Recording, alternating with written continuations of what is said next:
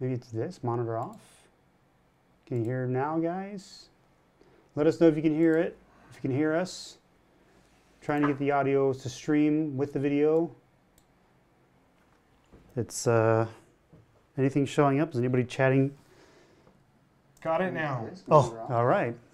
Can you hear now, guys? I just turn everything off and on again, I guess. Okay. Okay, weird. We'll turn the echo off. Yep. Trying to get the audio to stream with the video.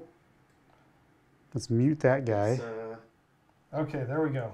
Okay. But we're available, so we can.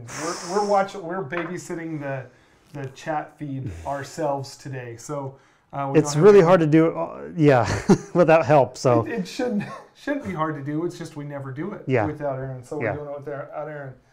So the training wheels are off, and we're doing it on our own now. So thanks, guys, for enduring that, and hopefully it goes pretty smooth from now. So today is going to be a little shorter than some of these are. Usually we go about an hour. We've got a couple of things to talk to you about, and seriously, coming up, we've got everything ready except for Eric Benedetti, who has been sick, and then so he was sick last week. And busy, and now our snow packed in yesterday, so we almost didn't make it today because it's been so crazy with the weather. So we had a school day, a snow day for a lot of the schools around here yesterday. And so there's been enough snow that one of the things, we've got several things coming up. We've got the tracker from opening up the boxes from the Sky Adventure. Star Tracker. So we're going to do that with Eric, and we're going to open those boxes up and actually go all the way to set up, all in one shot with Eric. And we're going to do kind of we'll probably pre-record that one of the evenings, and we'll do that. And we've been trying to get together with him. We are going to do pano heads, gimbal heads. Yeah. And the only thing that we have waited for to do that one is we have a Really Right Stuff.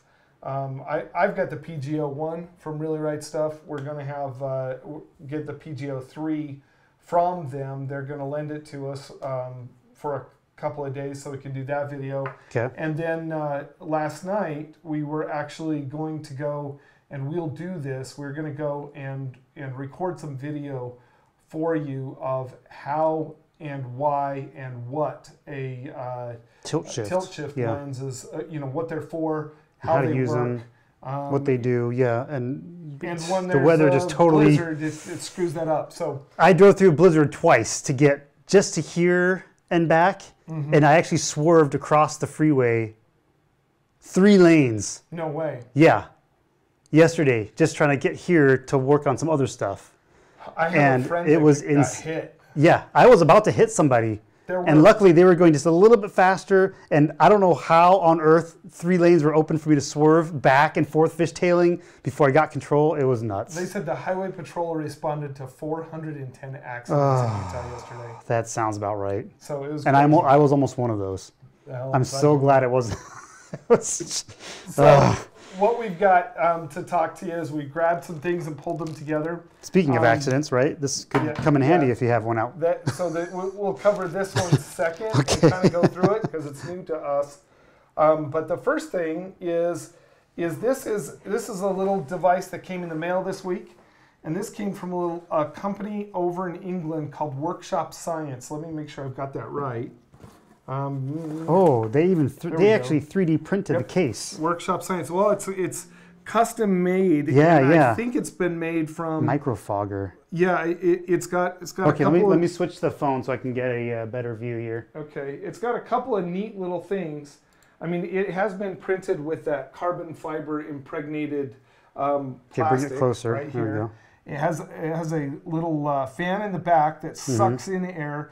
And obviously, this has been made. This is vaping technology that they're using to make one of these. And so, what this does is you actually, and I don't like this, but I think it's the vaping technology thing. You turn it upside down. You unscrew this, and then there's a cylinder. You can see a cylinder inside the cylinder. Yeah. And there's these little guys, and I ordered a bunch of extra ones. So this is the heating element. And these apparently burned out. I don't. Oh, they burn out, huh? Oh, well, okay. Eventually, I don't vape, and so I don't know how the vaping stuff works. Yeah, it's totally new to me as well. But this thing is it's like a little glow plug, and it heats up from the battery. Okay. The battery is an 18650 battery? I don't have any idea because it doesn't open, so it charges. Oh, it just charges. It probably is. My guess is because it's like that size, right? Yeah, I would guess. But it's kind of permanent, huh? Can you remove the battery? I don't think so. Huh. I have never opened this, and I don't think I'm planning on it. So there's a little access point where that might be where the battery. That might be where you get the battery. Yeah. Interesting. But it self charges. You hit this. You can change the wattage that's right here. Okay. And so you can. Right now it's on 80 watts. Okay. I guess that's what that's saying. Yep. And is that a lot? I can't tell if that's high or low. Well, that is the high. That's the high setting. Okay. And it does. Now this thing does not put out a bunch, but you can get like spray fog, where you get it in an aerosol can, and that may be the thing to do for some people. I thought that this would be really fun for situations where you wanted to get some sun rays coming through, a little unique spot or something. This is not going to work for an atmospheric kind of a fog generator for outside. Right, it's just not. It's not enough. But this is more of an indoor kind of use, maybe. So if you're doing a portrait or if we're doing macro, if you're doing outside on a macro scale, sure, you can mess with this. Yeah. It's fun to do. But let me show you what you do. Okay, let's see how it works. It works in 10-second intervals. And you go like that, and it goes for 10 seconds. And it actually, see, it's counting up right there. Okay. So it hits 10, and then, so you've created. And now you can see the atmosphere in the room now. That much fog. Not a ton, but. but then it's ready to go again. And so you do another, so you wait 10 seconds between so you don't burn up the plug. Okay. And it uses the fog juice. You can tell it smells. Yeah. It's not regular vapor. And you can buy the fog juice from them, but it's expensive. I have big fog machines at home. And so I've got fog juice, and so I've just got a gallon of fog juice, and I'm just going to make a little thing that you fill this thing up with a dropper. I've done like 15 or 20 like sprays before it gets to the point where it's... And you can see it floating around pretty good in the air, and you can move it. And I didn't set any of the smoke detectors off at my house. I hope I'm not. I don't think it's going to be a smoke detector thing, yeah. Kind of fun. I mean, it's... Yeah. You could use it for a million things. This company actually makes... In cold weather, it would settle. In cold weather, this fog would settle down, right? And there, if you're outside doing a macro shot, it could... what it's going to do is it's going to pull... It goes up a little bit, but it tends to linger and sit. Yeah, yeah. And I mean, that's important. Okay, I'm going to switch back to the main camera now. Okay. Okay. It's important that it lingers a little bit in the air. You don't want it to go straight up. Yeah, yeah. But obviously, it's heating the air as it goes through. Back when I was in college, I built a big, huge dance club. And we had fancy enough equipment in there that we had like a stage fogger where we super cooled the fog. As it came out of the fog machine, it went through almost like a radiator. Oh, that was hooked up to a big like liquid CO2 tank, and so we could drop. So the really temperature could settle down as it came. Just float off the edges of the stage. You're not going to get that with this, but this is It's cool enough that you could just stuff this in a corner of your backpack. Obviously, I'm going to do that, but I'm going to put it in a Ziploc bag. I'm afraid of this fog fluid getting all over inside of my. Yeah, the fluid looks like it's hanging out the top of the cylinder. Yeah, well. I mean, there's a little screw thing there, but you could see through the glass. Does that tell you how much fluid is left? That's it. And okay. I mean, it so only it sucks it up there and then just spits it out. Bit. Yep. Interesting. So like I said, I don't know how vaping works, but I think this is made out of some sort of a vaping kind of thing. These things cost it's the companies in the UK that sells them. Okay. And I'm sure that this has not gone through like underwriters labs or anything. It does not have the ETTL approval or anything like that. So use at your own risk, because I mean they're just doing one-offs as far as this goes. But it's pretty cool, and it's tiny. Yeah. And now we've got a very foggy room. Yeah. Which is we've got some atmosphere going on now. Right. If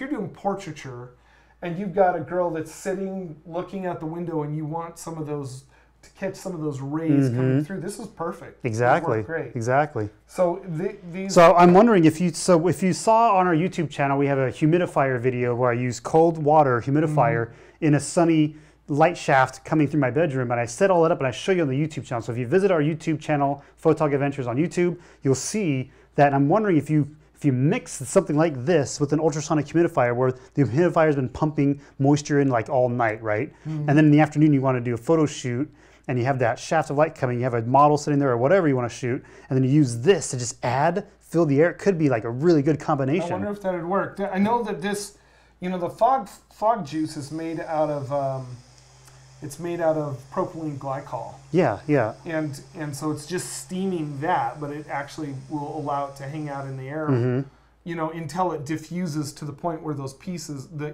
molecules are small enough that they just go away. But at least it hangs in the air a little bit. I mean, obviously, like I wonder how those humidifiers. We're so dry here in Utah. I don't know how those humidifiers work if you're in a humid environment. I mean, do you not see it because there's no contrast, or the air is not going to hold the humidity? I don't know, because like someplace like Oregon, you might not need a humidifier because it's true that you just open this up and use it, and it could be lingering better and thicker than this on its own. I saw a YouTube video recently where this guy wanted kind of that look of the fog with, he's doing forest shots. And he wants the look of rolling fog coming through the trees and everything. And he's like, well, I don't know if I'll ever catch this. I mean, you can think of some places around here where that'd be really cool, but we don't get ground fog coming off the ocean, filtering through the trees. If you get, I saw some ground fog driving out of here last night from the meadow, and I thought, oh my gosh, it was like one of them. It was like 12 at night, and it was like 25 degrees, and I see fog on the ground. I'm like, whoa. But you're not. But that doesn't happen up by the Aspens or something like that. Right. He was doing it in Aspens, and what he did is he went and took generators and big fog machines up there to actually create this landscape photography shot, which I think is a little crazy. That's a little extreme, but hey, you know, it's still on the creative side. Cool. He's got creative freedom to do that, so yeah. That's the one thing. Now these, I think. I mean, you know, depending on the accessories you buy, I bought a bunch of these. This is a website we can send people to. This is the Micro Fogger. It's the Micro Fogger, and it's called workshopsciences.com. Okay. And I bought a bunch of these little extra guys because I'm going, you know, if this is a consumable, I'm not sure. Maybe I can how long go these to last? My local vape shop and buy them, but I don't know. So yeah. I bought, well, these could last a year for all we know. But yeah, I bought a bunch of them. Just to, I mean, if they're saying this is the consumable and we're selling them in packages of 5, I bought a couple of packages. I think I bought 11 of them or something. Okay. Because I want to have them, but I think they cost like the whole thing. I think I spent about $120 for this entire package. Yeah, for the whole thing. That's not bad. It's not too bad. No, that's actually a really cool device for $100. Yeah, I'm sure photographers could find a lot of uses for this. Maybe you go to your local vape shop and just buy one of these and fill it up with fog juice. I don't know if it works the same. They probably modified this to some degree because I don't think the vape comes out to that extent. Well, I know. I mean, this little fan that's in the back might be. I don't know. Yeah. If any of you are any of you guys vapors, have you tried it? I mean, maybe that seems like a lot more than what I think. I mean, I've seen a lot of vape come out of people when they blow it out, but I don't know. I have no idea. Maybe so you guys tell us, you know, in the comments if you guys vape and you guys know how it works, and let us know if this is a cool modification or if this is like they've done a lot of modification or just a little bit of modification. We don't actually know. I don't know. Kirk says, "Hey man, anybody seen Cheech?" Cheech, yeah. I'll be Cheech, you'll be Chong. Okay. My kids do this that works for you with our fog machines at home. Yeah. Yeah. I don't think you want to breathe that in too much. It's pretty safe. Do a pantomime episode could go viral. Well, I sure hope we're getting audio now. I know we are. I can kind of hear it. Yeah. Okay. The next thing that we've got right here is we've got, and I bought this a little while ago, and I kind of showed you the basics for it. Yeah. We went down to Escalante. When was it? It was in the beginning of August this past year. Yeah. Was when we went. And when we went down there, I mean, you know, we're 2 grown men. We actually hooked up with another guy that walked down and spent the day hiking with us, and we did a couple of slot canyons, and the slot canyons were really tight down there. I scratched the crap out of myself and my the bag. Yeah. And Hartley was our guide for the day, so thank you, Hartley. If you're ever going to watch these videos, thanks again. Yep. But yeah. And he's like a mountain goat. I mean, he lives down there doing the van life thing. But as we were coming out of there, and we've told this story before, but we ran into a mom with 2 little boys who was frantic. And we had run into We saw them in the slot, one of the slots. In the slot. Yeah. So there's her 2 little boys that are both under 10 probably. Her daughter, who's like 11 or 12. And her husband and her dad. Yeah. And we found that father-in-law, husband and father-in-law, and his dad. Yeah, maybe that was it. Something like that. Yeah.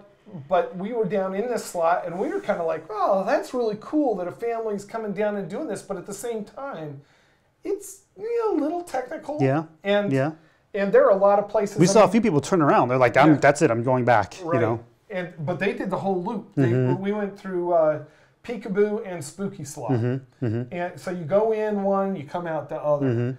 And it is tight in there. It's tight enough that my chest in some places, like I'd have to exhale to move through and get into.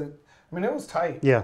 But what's worse is that we were pretty cool down in those slots, but it was probably a 105-degree day with maybe easily. Yeah. And it's a pretty good hike to get down to where the slot canyons are.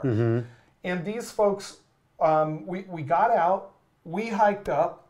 When we got out, I automatically wanted to go to the right. And Hartley's like, yep, everybody makes this mistake. Everybody thinks you're disoriented. You come out and you want to go to the right because you think that's where the trail starts, but you actually have to go to the left and around the corner.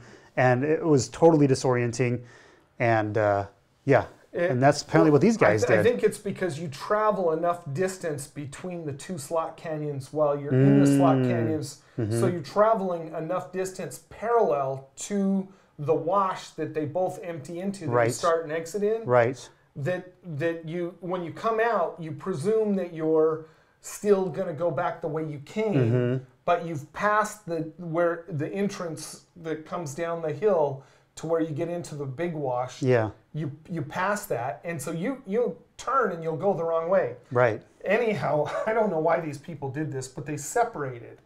And when we'd spent all day down there. She and her two boys saw the hill to where the parking lot was, and they just went straight up the hill. Where the grandpa was just like, I'm not going to do that. Oh, and that's it. Because it was a pretty steep, they didn't know the way out, so they just bushwhacked it up the hill. Just so they could actually see where they went. And then they basically were at the parking lot. And me, walking down there, I was going, you know what, this is going to be a pretty steep hill to hike back up. It was probably a couple miles. Yeah, about a mile and a half, yeah. But it's uphill the whole way, and it's really hot. And so I was, I had 2 things of water. Actually, I had a Mountain Dew and a bottle of water. And I was like, I know I'm gonna need something coming out of here. And so I rationed my water to make sure I had enough that on that hike out I'd be okay.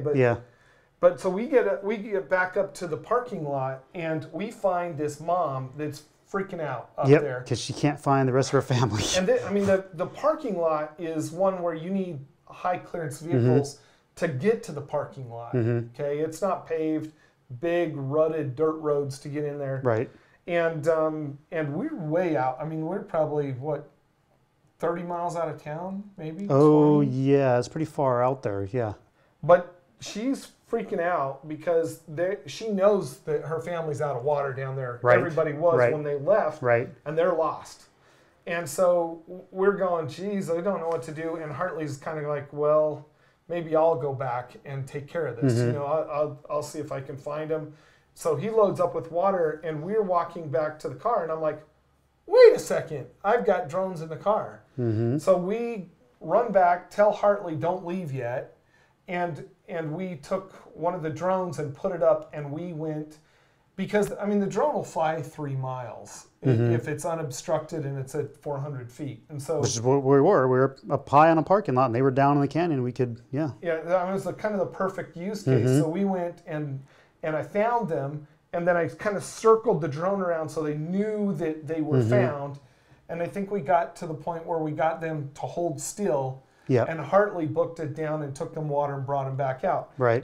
That being said, and I've also run into a friend who went down into the Grand Canyon, and he broke his leg on the way, and somebody with one of these saved him. So if you're out there in the wilderness and you don't have a way to communicate, like if you're in the Grand Canyon, your cell phone's not going to work. No. If you're in the middle of Escalante, your cell phone's not going to work. Or if you're in Iceland, out in the middle of the north end of the island or something like that. Or I was listening to the Aaron Bobnick video or podcast that you guys had recorded, and she's talking about one of the trips that they took where they literally didn't see any other photographers for 4 days or any other vehicles for 4 days. I guarantee you don't have cell phone service, especially if you're a foreigner showing up there. This thing will give you communication anywhere in the world, anytime. Because it's satellite based, They've got different plans and different things like that. So there's a couple of different ones. This one is from Garmin. It used to be DeLorme, and DeLorme got purchased by Garmin.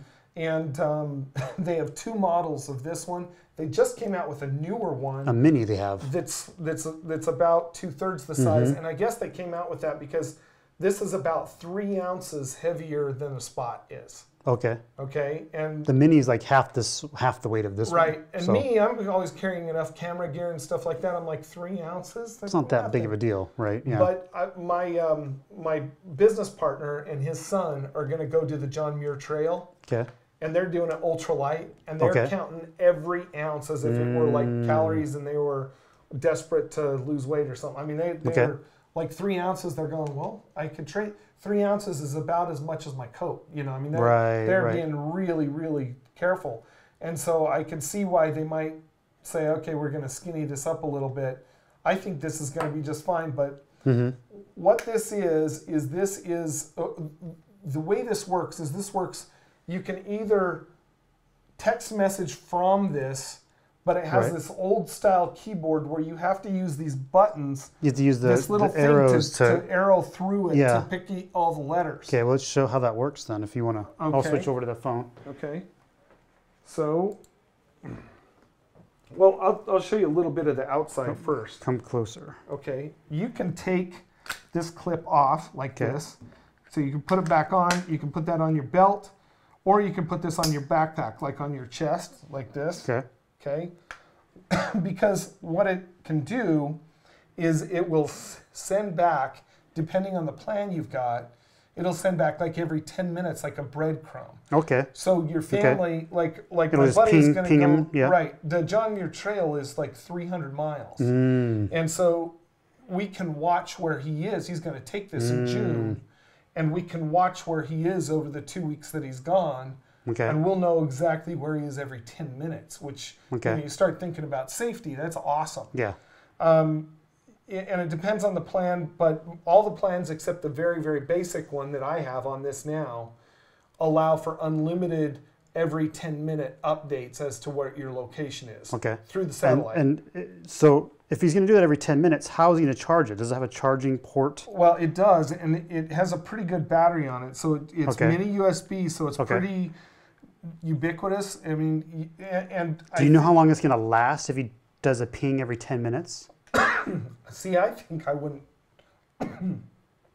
If it were me, I would turn it off at night to save battery, and then I'd only be running it during the I think there's different settings. You can do every 10 minutes, every 30 minutes, yeah, you can. every day kind of thing, right? You can adjust it. You can do it even every 2 minutes, but you'd run out of batteries a lot faster. Right. The other thing, I mean, this is the SOS button, but over here, it's, you know, it's like as it should be. It's protected, so this is only the cover for it. So you don't accidentally push it. Right, so you push that, and what it does is it calls a call center who will call not only a couple of telephone numbers, emergency contact numbers that you could put in there with with emails and a couple of telephone numbers for each of the emergency contact numbers, but it will also call the nearest search and rescue or police department. Okay. You can also buy, for about $179 a year, you can buy insurance through Garmin where they will evacuate you from Antarctica if you need to. And so you can, like, I know that one of the things that I have on my bucket list, and I'm serious, I'm going to get there within the next 3 years. I want to go to Antarctica. Or another place I really want to go to is I want to go to Africa. Now, if we go to Africa and you're out on the Maasai, you're with a guide. Right. If you're in Antarctica, you're probably most of the time you're with a guide. This could be just as valuable if you got stuck in the Slot Canyon or in Death Valley. Your cars get punctured, tires get punctured 2 at a time. Right, there you go. So you can call for help. Now, the other thing that it does is it actually allows you to text message through the Iridium satellite system, which is how this communicates. And so you can call your wife and you can say, I mean, you could, they have several different plans. They have one that's just the basic one, and you get like 40 text messages total. Okay. And per then month. they charge you per additional text message. They've got one that's about $55, I think, that's unlimited text. Okay. And every 10 minutes, an update as far as that goes. But I could see you could be having a full-blown conversation with your wife from anywhere in the world through this thing, and I think that's the pretty beauty awesome. of one of these things.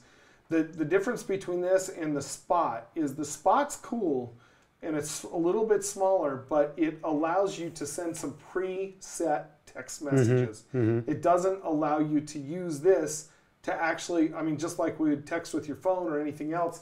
As a matter of fact, what I heard is I heard you can Bluetooth connect this to your phone. Yeah, that's what we'll, yep, you can. Let's see, okay. So you turn it on, to switch over to unlock it. You can go into your messaging app that's on there, and you can see where they sent me a text message that's a welcome to InReach here. Okay. Okay, I can go into here and I can say, okay, I'm going to type a reply, but that's a pain in the butt. Yeah, then you have to navigate the keyboard with the arrows. Okay. And so instead, what you do is you hook it up to your phone, and what I've got right here, the other thing is they have, this is the yellow one, this is the SE. They have an orange one as well, and the orange one will allow you to set waypoints, download maps to it, all that kind of stuff. It's about $100 more. Okay. But I did some homework before I bought this, and people are saying, well, the maps and the functionality on your phone is way better. If you're going to be using and taking your phone, you may as well go ahead and use that to begin with. Okay. So this is an app that is called the EarthMate app. Okay. EarthMate was DeLorme's app, but they've adopted it. Okay. And what this allows you to do is right here, see if you've got a text message here, I can type a message right here. I can use your regular keyboard, type it back, and talk apply. into my phone because my phone does that. Right. Just have it go ahead and respond this way, which is a lot quicker for me than trying to do it through here. Nice. Okay, so there's that. You can download maps just like you can with Gaia or any of the other hiking GPS apps. You can set it up to where it has has a compass. It has tracking where you can see the tracking detail for where you are. Okay. I don't know if this is going to hit it because we're inside right now. So I don't think we're going to have anything that we can show really because I just set it all up. Right. So, but see, there we go. So here's shows the where you're map there. for where we are. Nice. Shows where you are. We can actually get right down to it. So I guess it's seeing enough through the window that it kind of knows where we are. Yeah. But you can actually use the GPS, I believe, off of the Garmin, or you can use the GPS off of your phone with this app. But cool. It's pretty cool. It's relatively simple. Go back in here, you see your waypoints, routes, history, weather, SOS. Go into your options, pair the device, accounts and sync, all that kind of stuff. You can actually sync it with your phone or with your computer. So it's pretty cool. It's it's one of those things. So I had this friend who broke his leg while he was hiking the Grand Canyon, and in breaking his leg down there, he was like, I don't know how I'm going to get out, and he sent his hiking partner for help. And about an hour later, some people that were coming from the other direction showed up with one of these. And it's great to go. It's smart to go with somebody, so there's at least somebody who can assist. Yes. Either go back out, and then, but then if they go back out, something could happen to you, and then you've lost your protection, and so even the buddy system can be kind of sketchy. It can, and what they ended up doing is they called Las Vegas for a rescue helicopter, and they sent a helicopter out and got him, and then once they got him up in the, I think right from the helicopter, they called his buddy who was almost to the top and getting into cell phone coverage, and he had called 911 as well, and obviously they all talked to each other and realized, okay, somebody's on the way. Wow. But it probably saved him 5 hours, 5 or 6 hours of waiting there with a broken leg. Yeah. So I'm looking at that and I'm going, well, broken leg's bad news. Right. And it hurts. Oh yeah. But it could be worse. And sometimes you don't have 5 hours to wait. Right. If you're bleeding. Right. Yeah. And so that's where, I mean, if you're bleeding, you might not make it anyhow. But I mean, there's a lot of situations where obviously the quicker somebody can respond, the better off you are. Yes. And I know we've been in a lot of places. Most of the time we're in cell phone signal, but not always. Not always. Yeah. And so I thought, you know what, just having this just as an emergency, I think I'll feel a lot more comfortable. My wife will feel a lot more comfortable with it. It's a little pricey, right? I mean, you're talking $350 to $450, and then plans on top of that. Yeah. But if you've got $500 extra that you want for insurance to, you know, if you're going out alone and you're really out there, you don't really always have a buddy to go with, and you're going to sketchy places that don't have cell phone signal, then this might be a really great option for you. Yeah, I mean, with the amount of money that the rest of our gear costs, and it's with the pretty small investment. When we start going to other places that are pretty sketchy, even more remote, yeah. When you get into more and more remote, I mean, you know, you get out on the Faroes or you go into Iceland or Greenland where you're in the middle of like literally nowhere, and they don't have that infrastructure set up quite the same way. Having either this, which communicates through the Iridium system, or a spot, having something like that is going to be really valuable. I could just see this, you know, I looked at this versus the spot and I was like, you know, this is a no-brainer. Right. Because the ability to sit there and say, hey, you know, I mean, you know, your wife can sit there and send you a message that says, you know, such and such happened and you've been gone for a week and a half, and how do I do this with the mortgage? Or, you know, any dumb little thing. You can actually really communicate. The other one is just literally a call for help and tracking. That's it. This one is actually a communication device. So that's why, you know, I went with the Garmin rather than the other one. But that's a really cool option. Yeah, it is. It's cool, and you know, I mean, I'll usually have my drone with me anyhow. Maybe I could send the drone for help, but I'm not sure exactly how. Yeah, I mean, have you seen the new Mavic Enterprise? No. So I did a crazy thing, and I'll have to show it to you, is I went ahead and I broke down. I couldn't help myself. You got the Mavic Pro 2? Yeah, okay. I got the Mavic Pro 2. I totally agree with you. Yeah, I sold my, because I keep it as my backup for my Inspire 2. And so I sold my Phantom 4 Professional. Okay. Just the fact that it is so small and so dang convenient, I couldn't help myself. I bought it. Okay. But they've come out, DJI has come out with a couple of different solutions, and one of these would actually work for this. Is that if you get the Enterprise edition, it has the ability to put two little spotlights that are super bright on top, and they clip into like a accessory port. Okay. Okay, or a speaker. Wow. That you can talk through. Really? Or you can play your favorite song and bug all your neighbors and fly around with that. Nice. Or the other thing that you could, let's see, what else is on there? I think there's a laser that you can put on there. Okay. And so with the Mavic, you could send that out and talk into it and say, hey, I broke my leg, or I'm lost, or somebody can help me, and talk to somebody that you find someplace else. I think that, I don't know how they'd respond to you. But the reason that they put that speaker on there is so that in a search and rescue situation, you could fly the drone up there and tell them somebody is coming for you. It'll be here in just a minute, or they'll be here in just a minute to pick you up. Awesome. So, awesome. That you can give instruction that way. So, wow, here's Aaron. Yeah. Hi, Aaron.